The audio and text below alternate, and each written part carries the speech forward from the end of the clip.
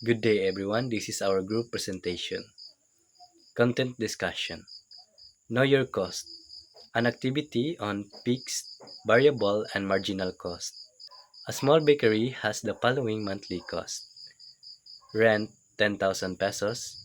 Salaries of permanent staff 15 pesos. Ingredients flour, sugar, and etc. 20 per loaf of bread. Electricity 2,000 pesos.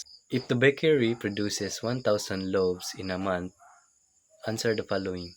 So number one is what is the fixed cost? Number two, what is the variable cost? Number three is what is the total cost?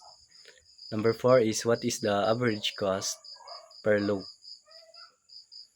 Number five, if the bakery increases production to 1,001 loaves, and the additional cost of the one loaf is 20 pesos.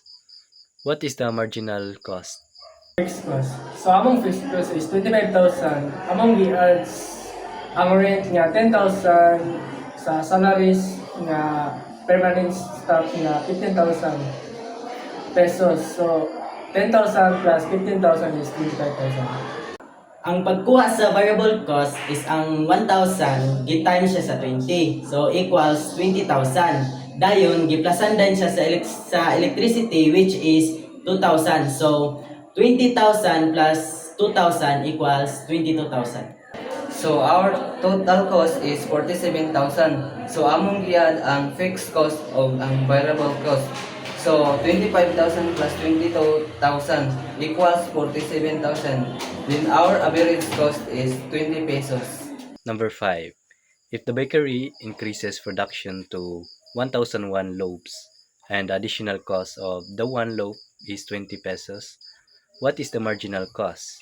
So, ang among gibuhat ani is among gi adan og 1 ang 1,000. So, 1,001 times the price which is the 20. So 1,001 times 20 is equal to 20,020. So our marginal cost is 20,020.